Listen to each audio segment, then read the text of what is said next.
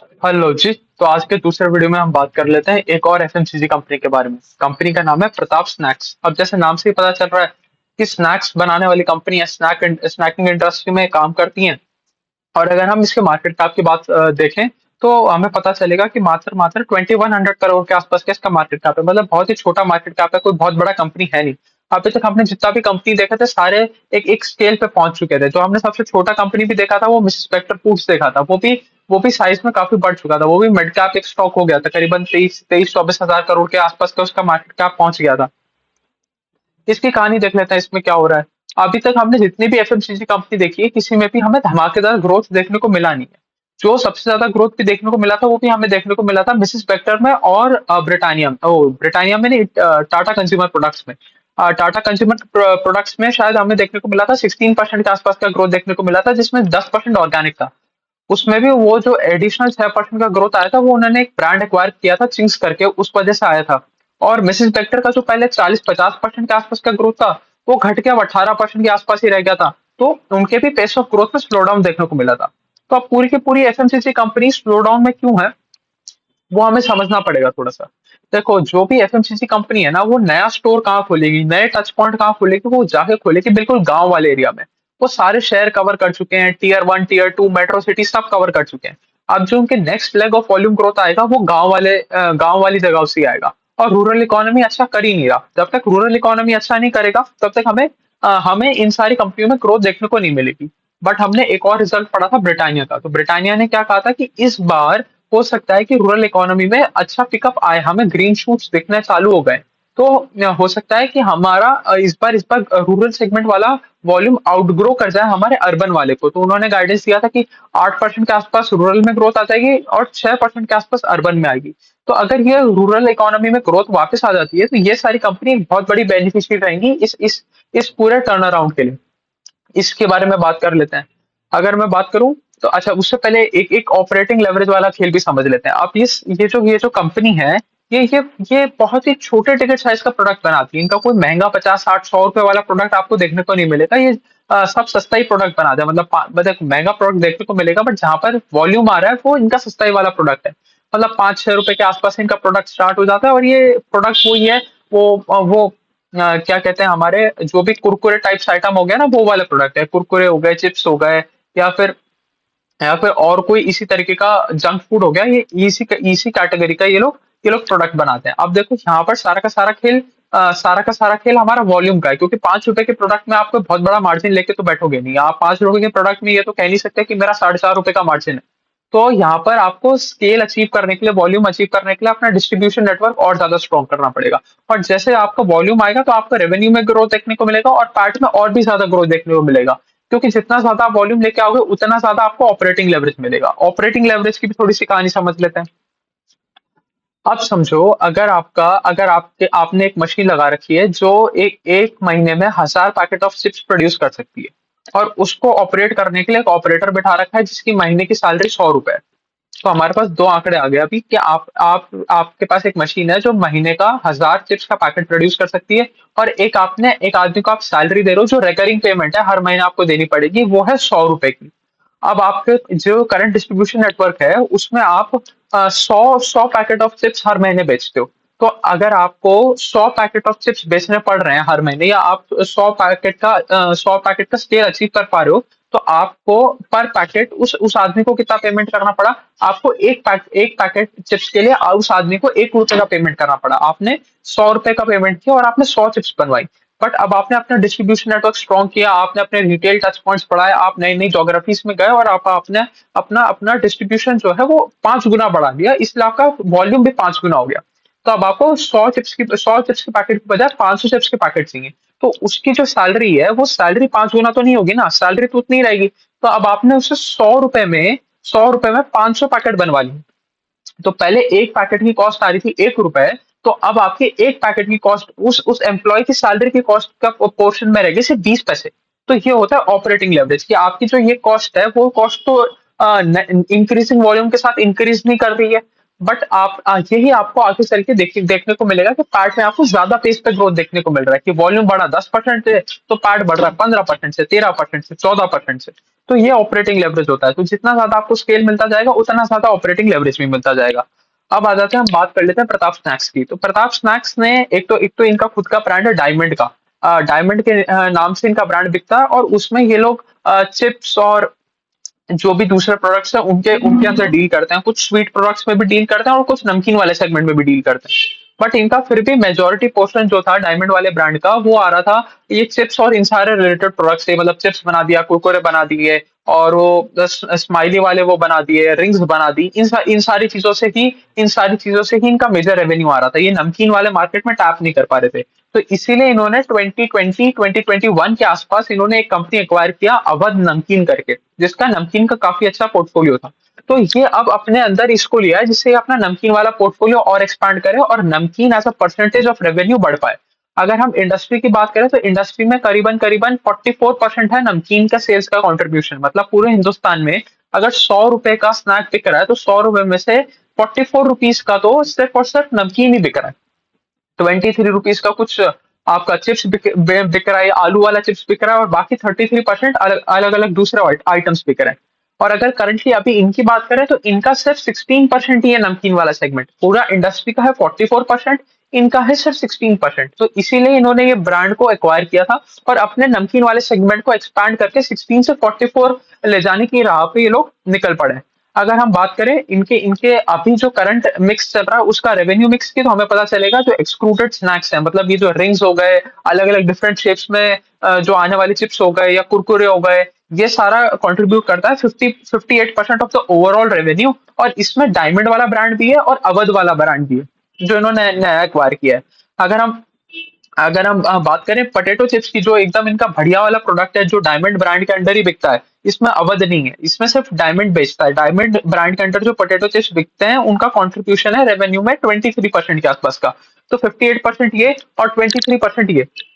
और अगर मैं बात करूं डायमंड नमकीन की, अब एक एक पहले भी इनका डायमंड डायमंड के नाम से नमकीन बेचते थे, बट उसमें कोई बहुत ज्यादा इनको इनको स्कोप नहीं मिल रहा था, इनको रीच नहीं मिल रही थी, इनका प्रोडक्ट इतना चल नहीं रहा था। तो इसीलिए इन्होंने अवध को एक्वायर किया जो सिर्फ और सिर्फ नमकीन में ही दिमाग लगा रहा है। और ये डायमंड और अवध की नमकीन मिला के कॉन्ट्रीब्यूट करते हैं 16% ऑफ द टोटल रेवेन्यू। और बचा हुआ 3% आता है डायमंड के ही स्वीट वाले पोर्शन। जैसे हमने बिकाजी का भी रिजल्ट एनालाइज किया था, बिकाजी के पास भी स्वीट वाला ब्रांड था, वो रसगुल्ले बना के बेचते थे, पैक्ड आइटम में सोन पापड़ी वगैरह बेचते थे। तो इसी तरीके से इनका भी है, बट इनका भी 3% ही है। तो ये देख लिया हमने। अब आप देखो, अगर अगर हम बात करें तो कहाँ इंडस्ट्री का 44% और कहाँ इनका 16%। तो अगर ये 16% 44% होगा तो इनको मार्जिन एक्सपेंशन भी मिलेगा, क्योंकि नमकीन थोड़ा सा महंगा प्रोडक्ट है, और जब महंगा प्रोडक्ट आप बेचते हो तो आपको मार्जिन ज्यादा मिलता है। अगर इनके जोग्राफिकल कॉन्सेंट्रेशन की बात करें तो कंपनी का 35% रेवेन्यू आता है नॉर्थ से, 38% आता है वेस्ट से, ईस्ट से आता है 17%, और साउथ से सिर्फ 9% का कंट्रीब्यूशन आता है। तो मतलब साउथ में तो इनके पास ग्रोथ अपॉर्चुनिटी बहुत है। अभी ये तो साउथ मार्केट में ये घुसे ही नहीं है। तो तो इनके लिए स्कोप की तो कोई भी कमी नहीं है। अब आप देख लो, जैसे जैसे ब्रिटानिया वगैरह है, ब्रिटानिया वगैरह पूरे इंडिया में फैल चुके हैं ऑलरेडी। इनके साथ ऐसा नहीं है, ये एक ज्योग्राफी से चालू है और अलग अलग ज्योग्राफी में जा रहे हैं। अभी भी इनका साउथ वाला सेगमेंट कोई बहुत ज्यादा बड़ा हुआ नहीं है। जैसे अभी हम देख रहे हैं सिर्फ और सिर्फ 9% का कंट्रीब्यूशन आ रहा है साउथ से। तो साउथ में और पेनिट्रेशन करने की इनको जरूरत है, और आगे चल के करेंगे तो इनको साउथ से और भी अच्छा वॉल्यूम ग्रोथ आता हुआ दिखेगा।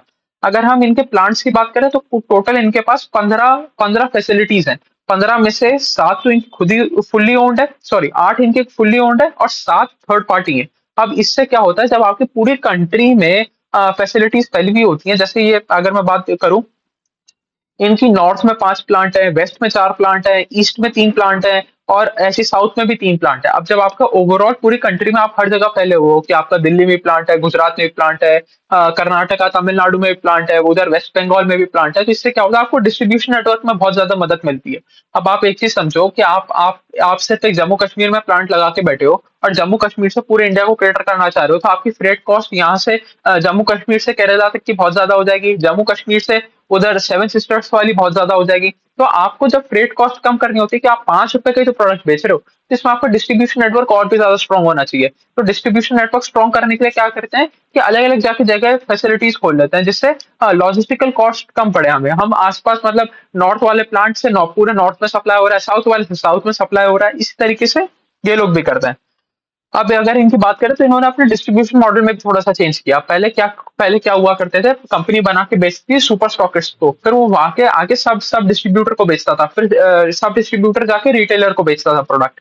अब इन्होंने अपनी जो डिस्ट्रीब्यूशन है, डिस्ट्रीब्यूशन चैनल को चेंज कर दिया और वो सुपर स्टॉकिस्ट वाले को हटा दिया, बीच में से एक बंदे को ही हटा दिया। तो एक तो इनको मार्जिन एक्सपांशन मिला थोड़ा सा, और उसके बाद थोड़ा सा ग्रैन्युलर कंट्रोल भी मिला कि किस आदमी को मैं कितना कितना माल बेचूंगा। तो ये तो ओवरऑल अच्छी चीज है कि कंपनी के हाथ में थोड़ी सी चीज आ गई, और कंपनी ने उठा के एक एक मिडल मैन को साइड किया, जिससे कंपनी का भी मार्जिन बढ़ गया। अभी हम आगे चल के देखेंगे ये मार्जिन काम भी बहुत आया कंपनी के, क्योंकि देखो अभी इन्फ्लेशनरी एनवायरनमेंट है। जैसे हमने ब्रिटानिया का भी पढ़ा, ब्रिटानिया भी यही कह रहा था कि भाई आटा दाल चावल सब चीजों के भाव महंगे हो गए। अब हम आटे से ही तो बिस्किट बनाएंगे, तो आटे का भाव महंगा हो गया। पाम ऑयल से बिस्किट बनाएंगे, पाम ऑयल महंगा हो गया है। हम अगर कॉर्न कॉर्न स्टार्च यूज करते हैं तो कॉर्न स्टार्च भी महंगा हो गया। तो रॉ मटेरियल प्राइसेस ऊपर चले गए। तो इसी वजह से देखेंगे कि जो आज से 4-5 साल पहले मार्जिन ले रहे थे, अभी भी वही मेंटेन्ड है, क्योंकि इन्होंने अपने डिस्ट्रीब्यूशन नेटवर्क से जो मार्जिन गेन किया, वही मार्जिन से जो रॉ मटेरियल का प्राइस था वो कैंसिल आउट हो गया। तो इनको कोई ऐसा मार्जिन पे हिट हिट देखने को मिला नहीं।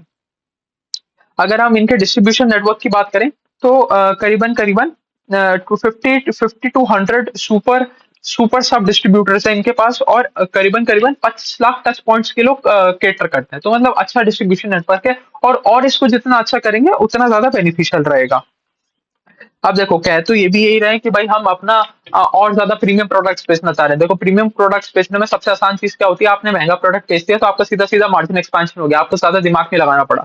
और उसके बाद अगर आप 5 रुपए का प्रोडक्ट बेच रहे हो, तो 5 रुपए का प्रोडक्ट आप महंगा करके नहीं बेच सकते। आप 5 रुपए के प्रोडक्ट को 10 रुपए का प्रोडक्ट नहीं बना सकते, नहीं तो वॉल्यूम किसी दूसरी कंपनी के पास भाग जाएगा। जैसे अगर मैं बात करूं, एक और कंपनी है अन्नपूर्णा स्वादिष्ट करके, वो भी ये 5 रुपए 6 रुपए के सेगमेंट में केटर करते हैं, मतलब बिल्कुल सस्ता प्रोडक्ट बनाते हैं। तो वो सारा का सारा मार्केट उधर चला जाएगा। वो तो ग्रोथ भी अच्छा दिखा रहे हैं, जहां तक मेरे को याद आ रहा है वो 50 60 70% के आसपास का ग्रोथ दिखा रहे हैं। उसका भी रिजल्ट हम एनालाइज कर ही लेंगे। अभी इसका देख लेते हैं क्या चल रहा है। अगर अगर हम बात करें, इन्होंने जो अपना ये डिस्ट्रीब्यूशन नेटवर्क में सुपर स्टॉकिस्ट को हटाया था, इससे इनको करीबन करीबन 3.1% का मार्जिन एक्सपेंशन देखने को मिला था। बट रॉ मटेरियल प्राइसेस बढ़ गए, तो वो सारा का सारा मार्जिन गायब हो गया।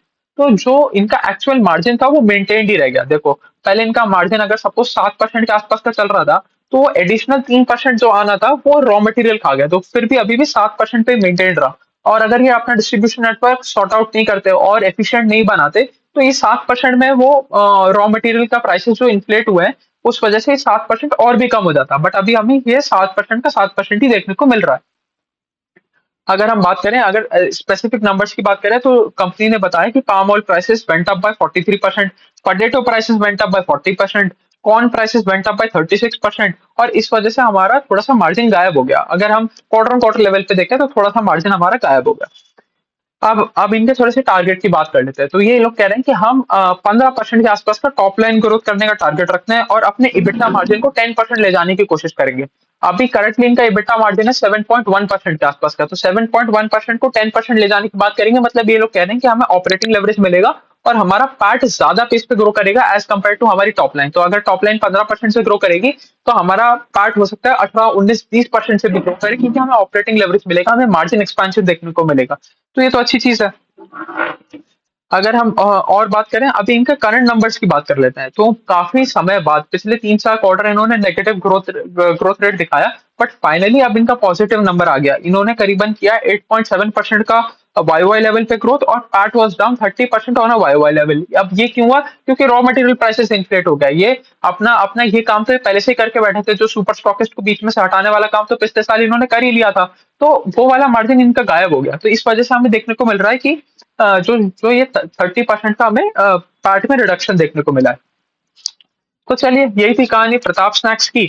ये मतलब एक छोटा सा कंपनी है जो पैन इंडिया फैलने की कोशिश कर रहा है। काफी जगह तो इन्होंने अपना डिस्ट्रीब्यूशन नेटवर्क बना भी लिया है। नॉर्थ में अच्छा मार्केट ये लोग केटर कर भी रहे हैं। बट वही देखना है कि एक तो इनका ये नमकीन वाला सेगमेंट कैसे प्ले आउट होता है। इनका जो ये अवध वाला इन्होंने ब्रांड जो जो एक्वायर किया था ये 21 में किया था, बट 21 के बाद भी कुछ खास ग्रोथ आया नहीं है इस ब्रांड में। अब आप ये कह लो कि रूरल इकोनॉमी स्लो डाउन हो गया था 21-22 के आसपास में, तो वो एक फैक्टर्स हैं। बट हाल फिलहाल तो कुछ इसमें ग्रोथ अभी उस वाले जो एक्वायर्ड ब्रांड है उसमें कोई ग्रोथ का नंबर हमें देखने को मिल नहीं रहा है।